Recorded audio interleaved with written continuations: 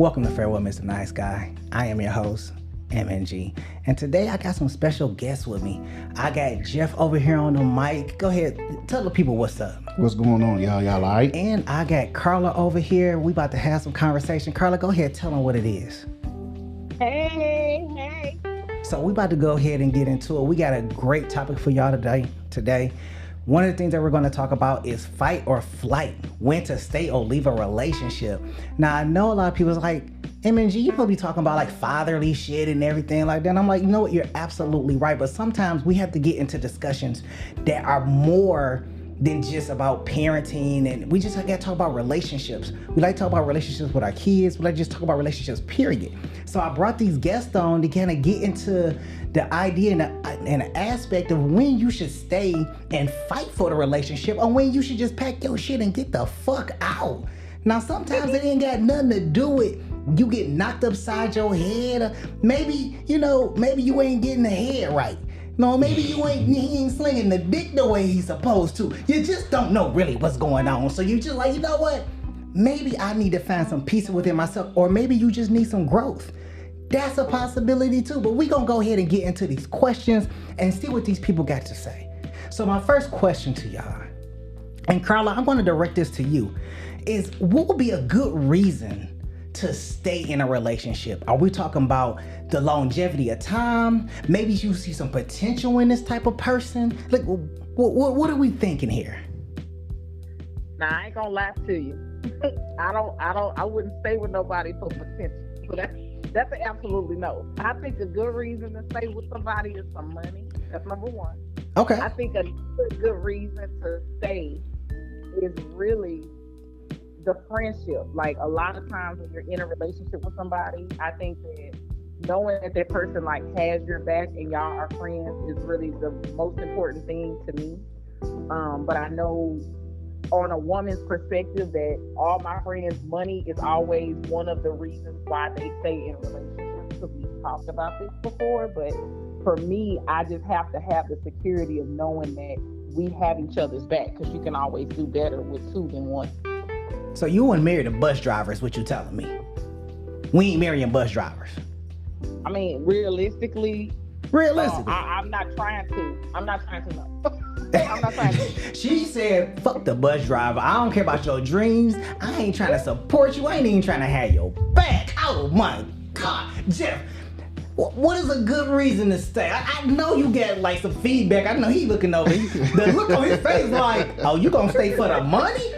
Oh, she ain't looking for that $30,000 dream, man. She looking for that. I need you come prepared with that whoop whoop. That's what I need. She want the table, the house, and the windows. Ooh, tell me what you're thinking. What's a good reason to stay? There ain't no good reason to stay, bro. There's no good reason. Even if she riding it like a rocket. I don't care, bro. If y'all not mentally, or if y'all not connecting, there's no reason for me to stay. I wouldn't care if she was making $700,000 paying all the bills. I'm not staying. Because if we not connecting, there's no reason for me to even be in the same house. No reason. Because my love language is touch. I like to be touched. We could be sitting there, you could reach over, grab my hand, touch my arm, touch my shoulder. I like that. But if she making the money like that, she not willing to touch you, bro. She wanna, she'll go buy you something and say, get out my face. I'm not. Hold on, Carla got something to say. Yeah, I see. Come on, Carla, bring it. This is what we here for. Let me say this. So I have a lot of six-figure friends, right? Okay. And they are very, very much so touchy, ready to have a man. I think it's just all of them ain't like that. They really are not. And maybe it's just the person. You have to find the right person, but they're all not like that, because I know they're very physical touch. Because that's not my love language. I'm an acts of service. You literally, not acts of service, quality time. Okay. And then it's like 80%, and then like my acts of service, because I have to see what you're saying, like the action behind it. But the time you make for me is my number one love language. So that means everything to me. So Like, and I'll just use this as an example. I dated a dude in the past who was my boyfriend, like in real life. Okay, so you know some people have situationships. I had a real live boyfriend, and my tire was flat. So the dude lived 15 minutes from me though. So I called my boo, like, hey babe, okay, so my tire's flat. I just need you to come and change the tire. He was like, I'm gonna be late for work. The fuck you mean? So I was thinking about it because my thing is like, you over here getting all the free goods because I ain't sorry. I'm not even out here selling. It's a lot of stuff going on, okay? But I'm not even out here like that. So the fact that you couldn't even change my tire, I had to look at him real sideways because he's thinking like, I don't want to be late. But he picks and chooses what he wants to be late for because I heard you be late for dumb shit. But okay, needless to say, that shit didn't last long at all. But just know, quality time is important, and I think people should always pay attention to that kind of stuff because that is just like, no. Okay. And I'm not a physical. Here's the thing: if I know your love language, like the dude I dated, I knew his love language was physical touch. So I was a physical touch person with him, and I enjoyed it as well, even though that's not my love language. But people have to learn to speak to that language that that person. So I always give a quiz in the beginning when I start just dating you, so then I know like where you are in your head. Hold on, wait. Hold on, wait. We not gonna just walk past that like you didn't say it. Yeah, rewind that. You said quiz. Nah, I'm all for 20 questions. But I ain't with the A, B, C, and D. what if situation? So it's important for me to understand the love language. I'm 40, so I'm not 40. Ooh. I'm sorry. I'm 41. My bad. I feel like I've been doing this for at least 10 years now at this point. Okay. But I feel like I need to understand. So I go online and I just Google like 5 love languages. And then I will take their online quiz and I will just text messages to him and be like, hey, could you take this quiz? I'm just trying to figure out like what your love language is. Because, I just want to be able to speak to you. So I've never had anybody say, oh no, I ain't gonna do it. I've never had a man tell me no. They like, oh shit, okay. You trying to figure me out? Yeah. So, because you do need to know how to speak to somebody's love language. It's important. Carla, you're a little different and I like that. You could send me a love language. Matter of fact, I ain't took 2 love languages, to be quite frank with you. Matter of fact, I take the 16 personality test every 10 years. I tell you that right now. Matter of fact, the other good thing about that is you're getting an idea of how to love the other person. And I think that's the very unique part about it, because a lot of people will try to guess how to love you and try to love you the way that they think you should be loved, not actually knowing your love language. I was with a group of people and we were having a conversation and I said, hey, do y'all know what the 5 love languages are? And they were like, what, is that something that just got made up? I was talking to 5 people and none of them knew what love language was. And the interesting part about that is that, we go through life and we go through these relationships and we want to figure people out and, we want to put all the guesswork into it, but let's take some of the guesswork out. Hey, go ahead and take this 16 personality test. Let me study you a little. Don't tell me your zodiac. Your zodiac ain't gonna tell me shit. Take this goddamn quiz. Do this A, B, and C shit. Tell me something. But it be kind of accurate sometimes. I ain't gonna lie. Just go ahead. Hold on, but I understand what y'all saying. I totally do. But everybody's not into the love languages. Everybody's into, well, we both sitting at the table. What you bringing to the table? They not trying to find out, your love language. They trying to find out that what's that first bank account number? Oh, okay. You got what kind of credit card you got? Oh, okay. And he got a Benz outside. I wonder, is it the X7? You know what I'm saying? So they not trying to find out the love languages just yet. They trying to make sure that he's up to their par before they say, okay, well, you know what? What's your love language now? Okay. Well, I got another one for y'all. Don't excuse my stuttering. I got another one for y'all. Okay. Now, when we're talking about leaving or staying in a relationship, we know that some of the things that's been happening lately is abuse. We know that abuse has become more deadly now in relationships, especially when you have mothers lying to fathers or men saying that that's not your child because the man want to get a DNA test because DNA test is more accessible. You have women divorcing men and men going out and kill the woman because they rather go ahead and lose their livelihood than to sit there and lose half of their bank account or lose the house and have to start all over. So when we look at the different levels of abuse that we have out there, which one would you say is the most detrimental for you to leave? And that probably would be like the physical, but everybody is different. And which one would be the least detrimental where you could be like, you know what?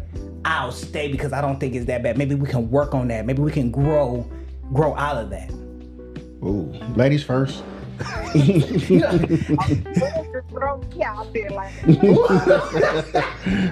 first. He was like, hold on, wait a minute. I ain't trying to go that route right now.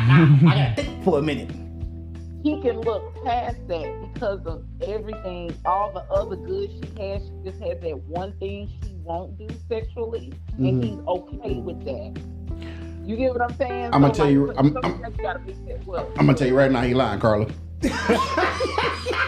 He lying. He getting it from somebody else. I'm telling you right now. Yeah, I'm just about to. I'm gonna stop this one right here. We're about to move to the next question. Please do before I get in trouble. Okay. I'm not apologizing for this man's behavior, but Carla, I know you just getting to know us, darling. Please forgive us. That's okay. I'll forgive y'all. Even if the Lord don't. All right. So, just thinking about some of the issues that we had talked about and some things that we got to get past. How would you resolve common issues and heart issues, from common issues to heart issues? So if we think about heart issues, as a woman, how would you accept a man that went out, cheated, may not had a baby or had a baby or brought back a disease, those type of extreme issues to very common issues.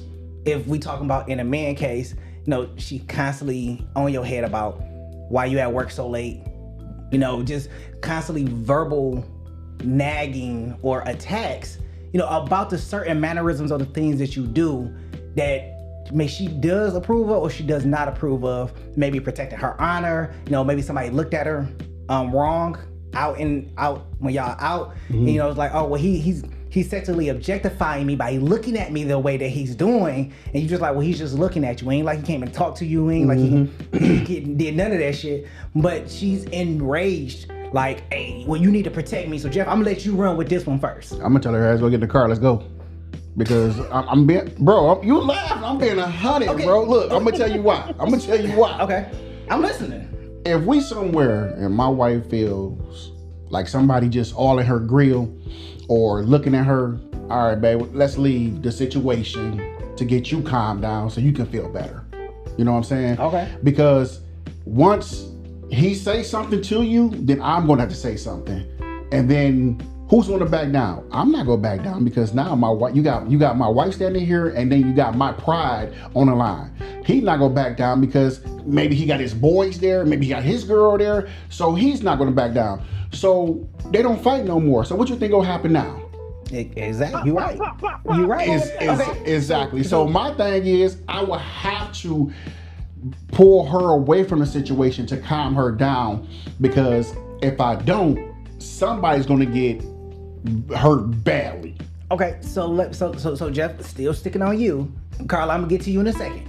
But Jeff, still sticking to you. If we look at her heart issues, say she goes out and say she got her CPL. Okay, she goes out and she murders somebody. She got a face trial. Okay, from this trial, she instead of fighting the trial because she feel like she's not going to win and going against the advice that you provided, she takes the plea, catch the felony case, but gets probation for 2 years. But in essence, she loses her job in the same sense. What do you do?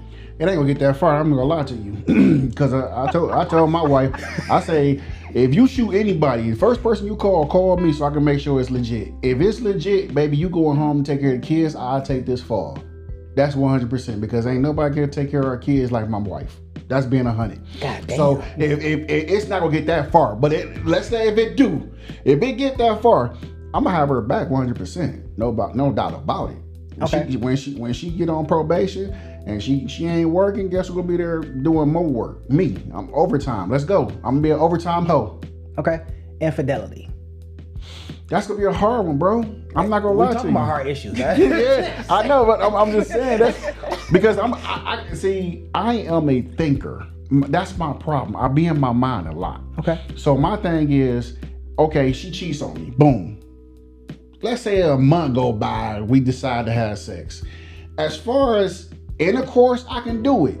But as far as kissing her body, licking her pussy and shit like that, I'm gonna have 5-6 different thoughts, because I'm like, man, if I go down there and lick her clitoris, my man at home will be like, whoa, what was that?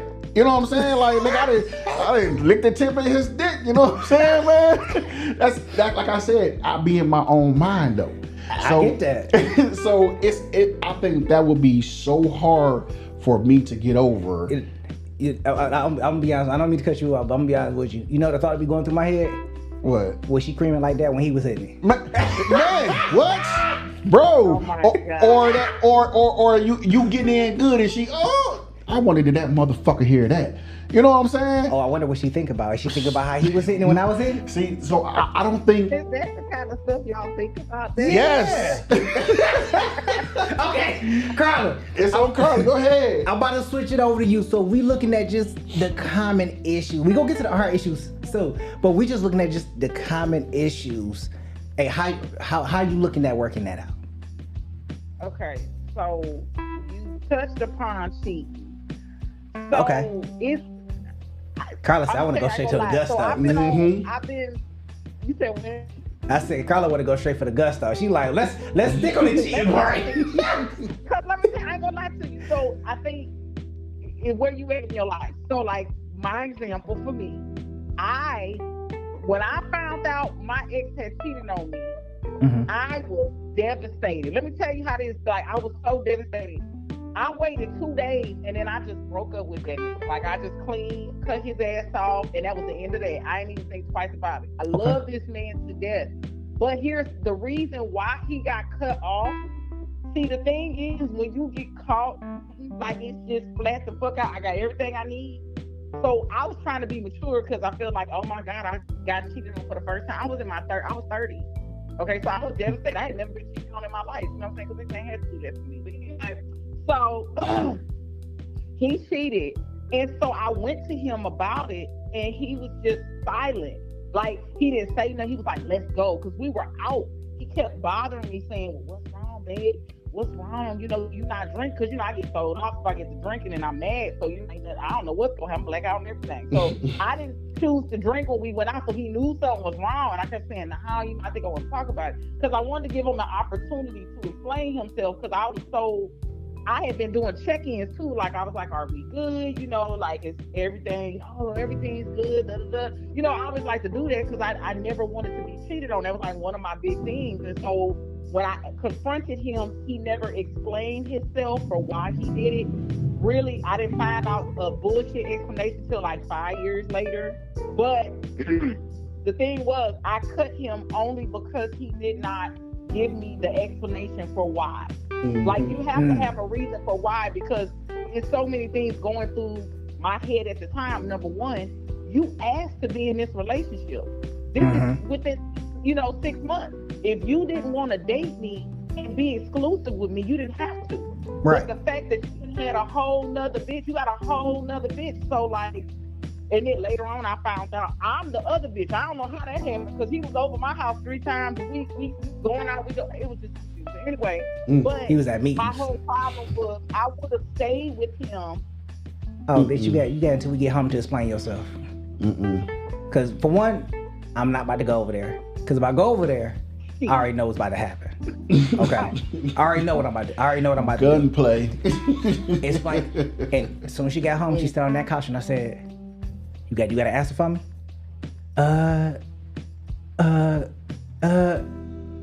Get the fuck out. Pack it up. At the end of it, we done. So she was like,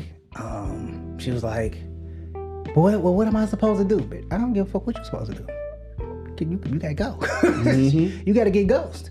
Like we're not about to play those Mickey Mouse games, bro. Like we just not. There's no way in the world you let another motherfucker get your phone to the point where they calling and texting the other motherfucker that you supposed to be with, and then you can't even respond or answer the question. The only thing you can say is, well, I was over there and I was just braiding his hair to get money. What the fuck you mean get money? Bitch, I'm already getting money. You know what that's called? I'm already getting money, so what other money do you need to get? You know what that's called? Disrespect. I couldn't take it. Nope. Okay.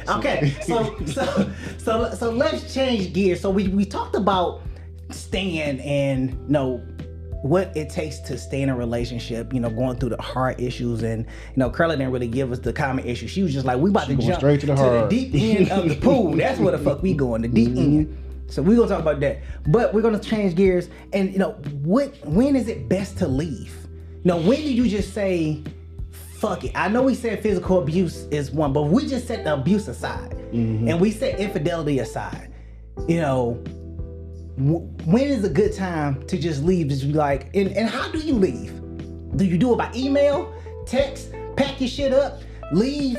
Do you do a Dear John letter? I know y'all remember Dear John because that was a good ass show. I used to watch that shit. I used to love that show. Kinda like I know what that is, nigga. Right. Dating yourself.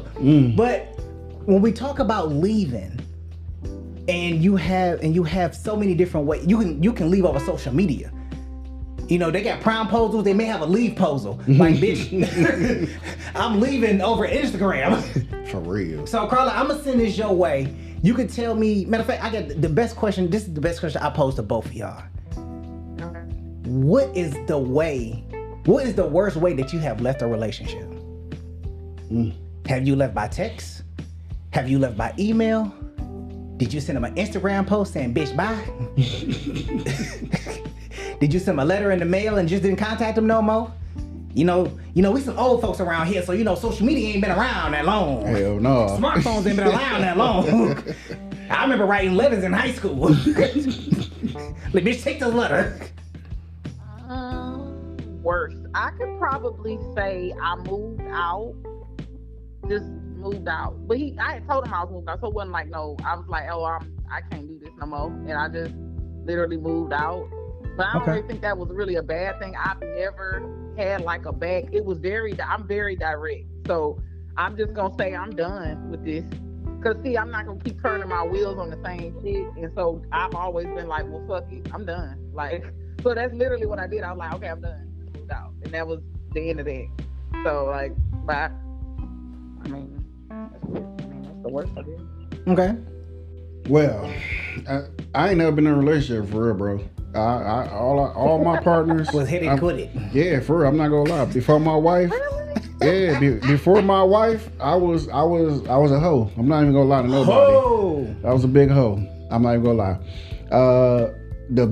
But to cut a female off, I went over her house. We fucked, and she was like, "Can you go give me something to eat?" I'm like, "Yeah, for sure, I got you." She was like, "For real? You don't never spend money on me?" I'm like, "I got you." Got in my car, pulled off, deleted her number, and then when it switched numbers. I'll tell y'all the worst one that I had. I was about fed up with this girl. Okay, I went. Now, I'm gonna be honest. I do kind of regret it though. No, you don't. Don't say you regret it. No, okay. Well, I don't regret it. I was trying to be nice. Fuck being nice. This is fair with Mr. Nice Guy. You feel me? So, this is what happened. So I walked. So I went over to her. I went to her house. Knocked on the door. Now she supposedly prepared this whole birthday surprise for me, right? Mm-hmm. Went to the door. Okay. Opened the door. Man, she had the lingerie on and everything. Candles in the background, the whole nine. She like, you coming there? I said, nah, I just don't want to be with you no more. And then I walked off. Good for you, my guy. I think I'd have hit first, but. Wait a minute. Hold on. Say that again. She was, I'm upset. Like, she came to the door, lingerie on, Okay. candles in the background. She's like, you coming there? I was like, no, we got to talk. She's like, what? I don't want to be with you no more. And she just looked at me and was like, oh, okay. It was like, deuces. And walked off. And walked off. I mean, but what was your did you knew this when you was driving to her house with the lot? Like, I done hit you in your whole face. Like, how you gonna do that? You know what I mean? Like, that's the fuck that shit. Like, I mean, when he done drove off and left her ass, I'm thinking I got food. I'd have pulled up on his ass too. But I'm still trying to figure out. I'm over here sexy. Like, I'm playing this whole sexy thing. You just going, yo. Man, I'm fair with Mr. Nice Guy. I don't give a fuck. This MG talking like, I don't give a fuck. So, but that's my stuff. Like, I mean, I'll be honest, man. I ain't broke with girls over text message. I ain't broke with girls over email. Man, over the phone. How old were you then in this time? So I Man, can make sure. Shit, 20 minutes ago. But you know what? But it all depends on the situation, though. I was just about to say. It all depends on the situation. I mean, majority of that immature ass shit was in my 20s and everything. But I mean, but how was it immature? How was it really immature? okay, well, it was. Well, you know what? It was. Okay, I'll say this. I was able to do it once I was just emotionally detached. There you go, right there. So it wasn't immature. It was just you were completely done. That's all that means. It's the way you do that, though. Just like, I'm over my job. I'm ready to fucking quit.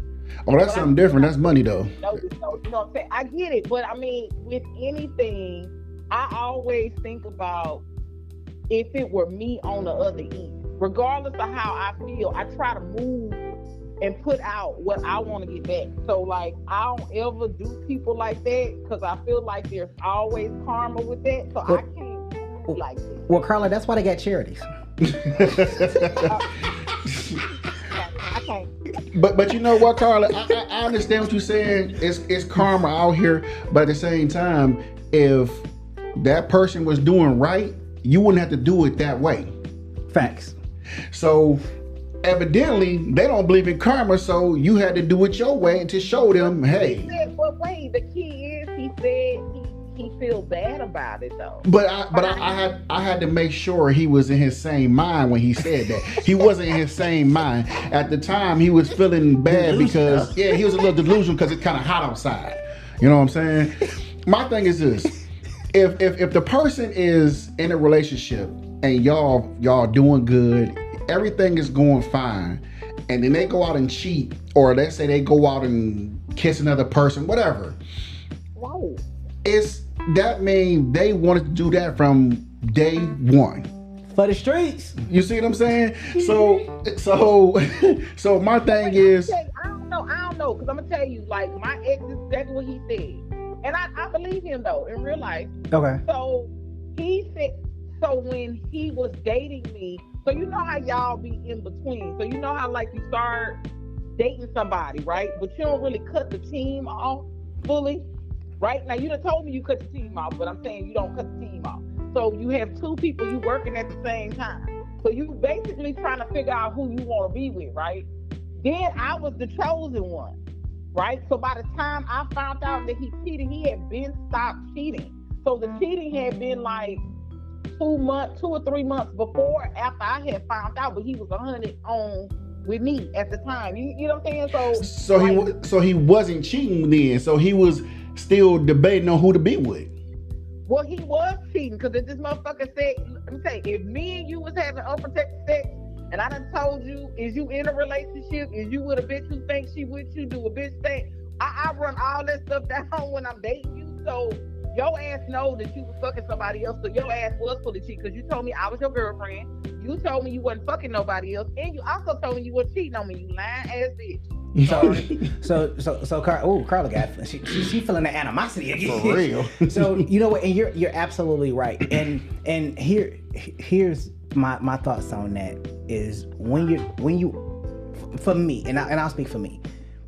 If I'm in those situations, if I'm dating two people at the time, I'm gonna let them know like, hey, I'm dating two people, you know, and it's gonna both have to know what the deal is going forward. And in the event one has to be cut off because I want to get serious with the other person, that person has to get cut off.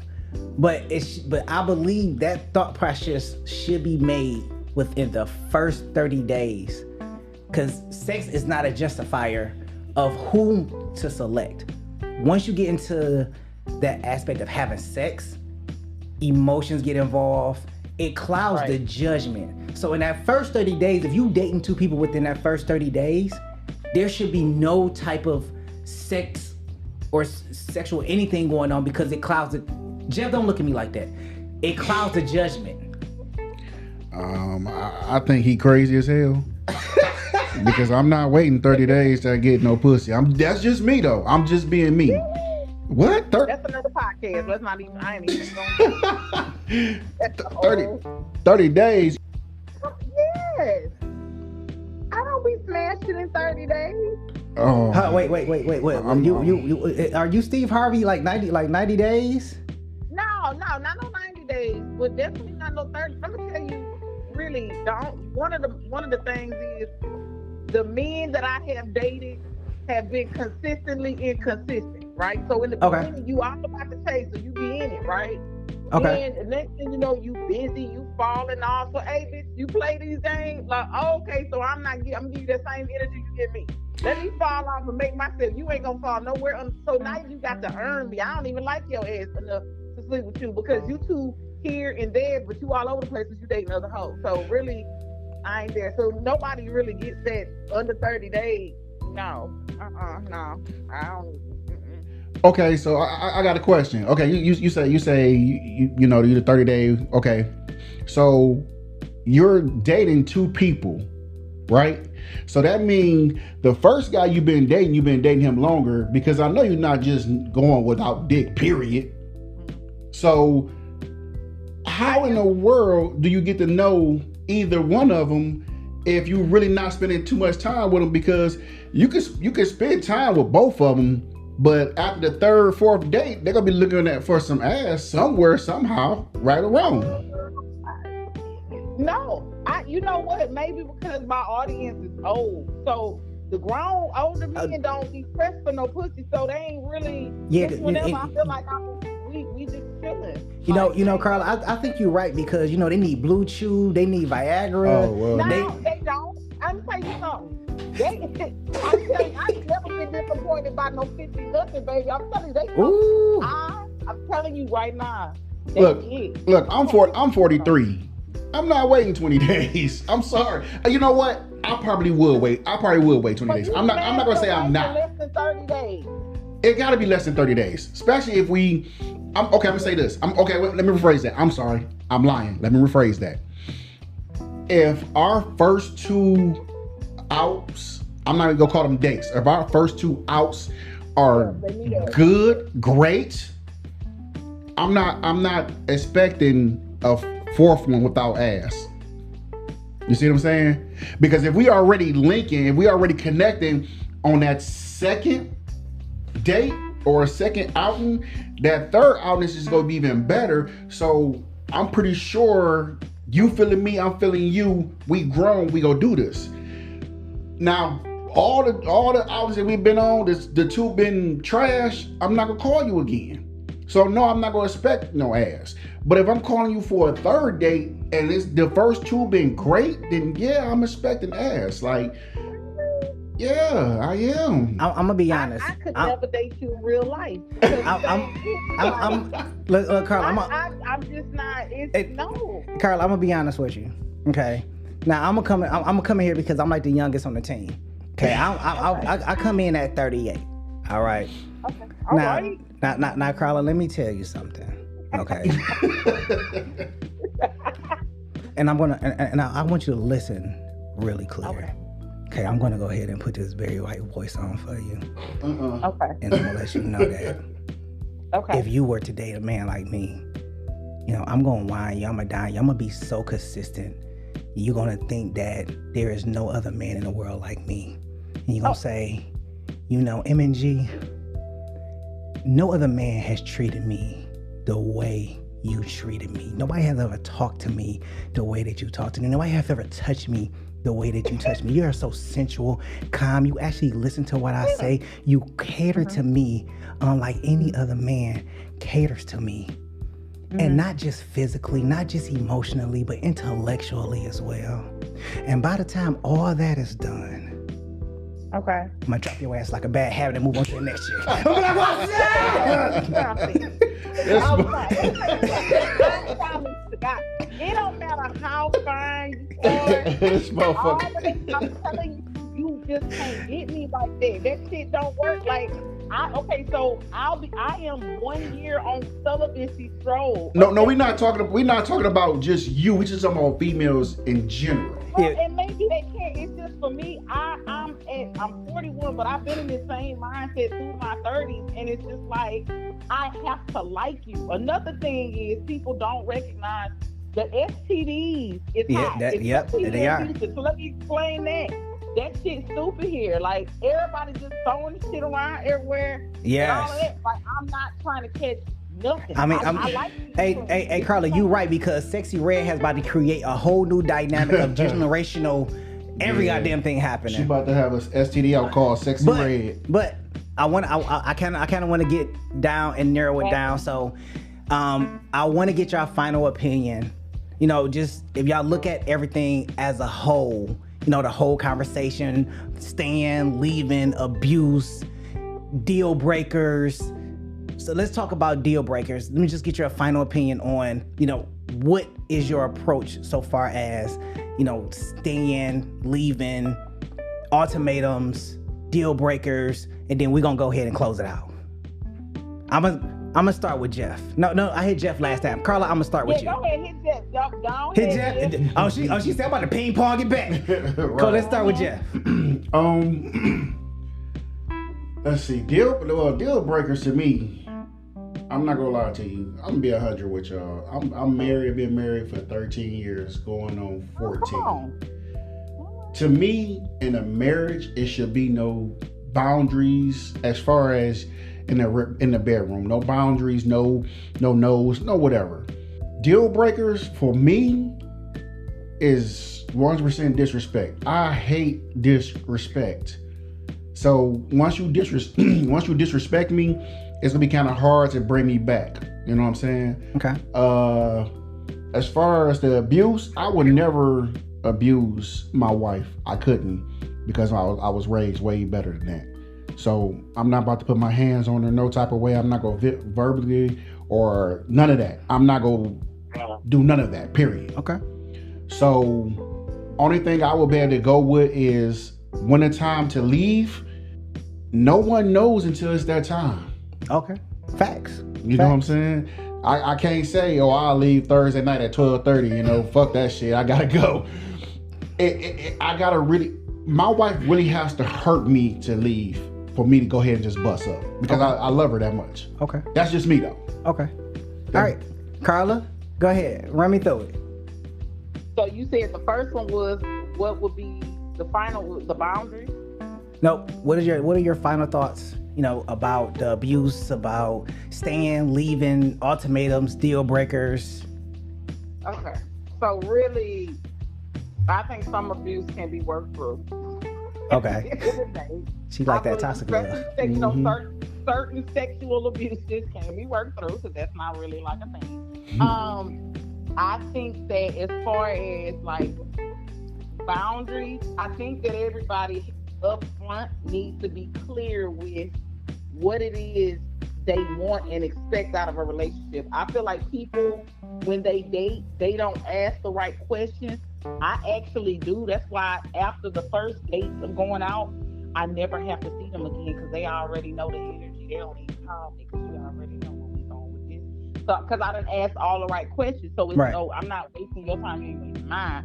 Right. As far as staying, I think for me, as long as I got somebody that is going to be upfront and honest, regardless of, you know, because sometimes you don't want to tell the person you're with how you really feel because you think it may hurt their feelings or they may be bothered. Mm-hmm. But I think it's always important to just be straightforward with what your expectations are in a relationship and things that you need.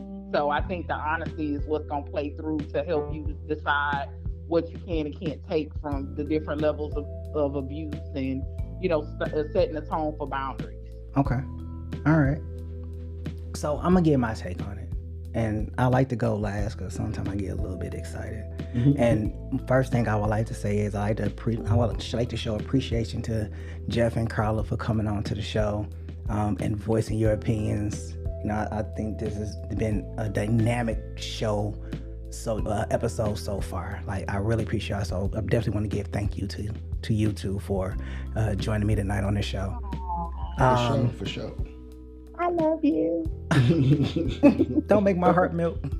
I know. So when it comes to, and I'll start with abuse because I've seen people get abused from an early age, and I was part of an abusive situation myself.